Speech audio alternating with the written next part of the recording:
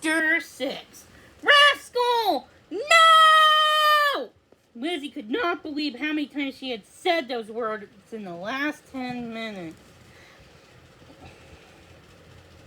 She, Rascal, and Charles were puppy kindergarten again.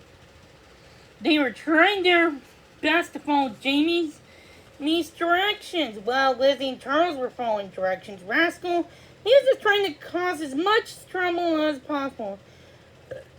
At least that's what it seemed. How could you be so cute and smart, but also a pest?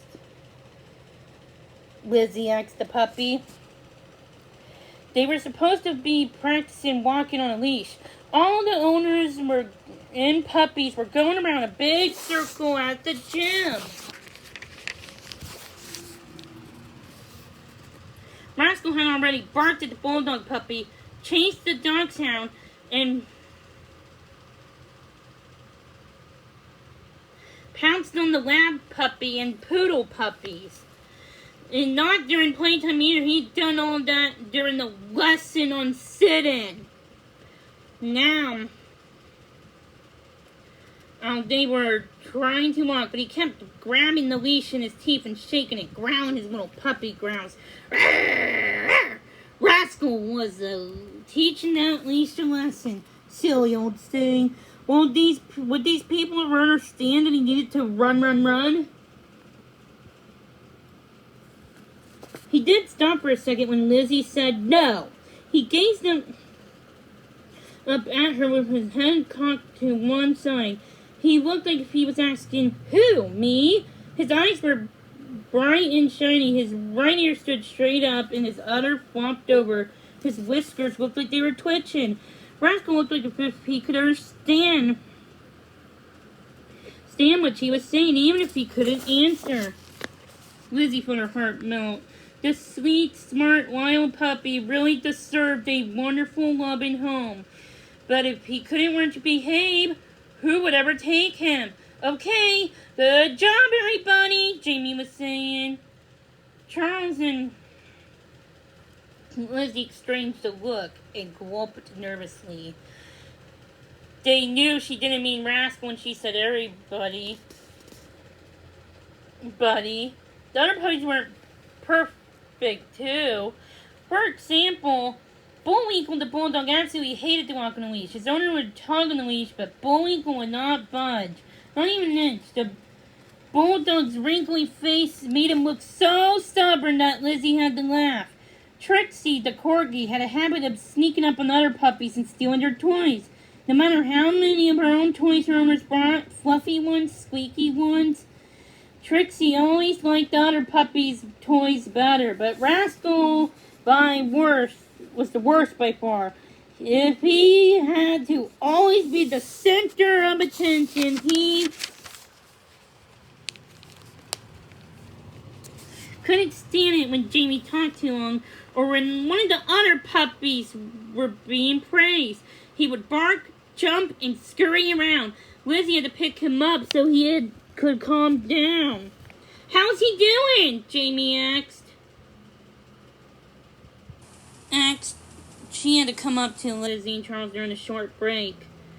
She reached out and scratched Rascal under the chin, which made him wag his tail as hard as he could.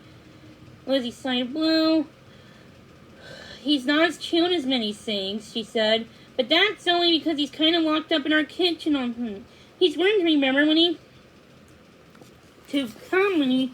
we called for him," Charles reported. "Remember, Lizzie, how he did it yesterday? 5 times in a row." "That's true," Lizzie agreed. "He really is very smart. He just has way too much energy."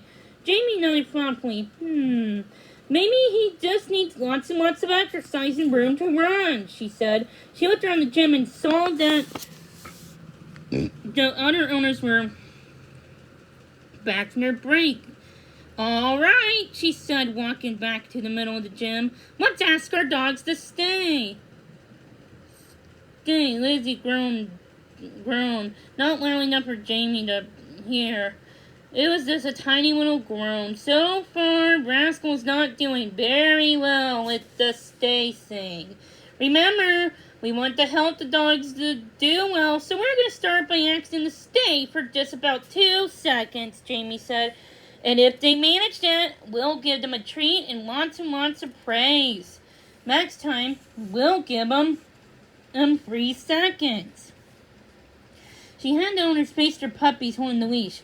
A few puppies looked up at their owners, waiting to see what they wanted, but Rascal, like most of the puppy, looked off in a different direction, distracted by every noise and smell. This place was great. Rascal loved being with all the other dogs, but what was the point if he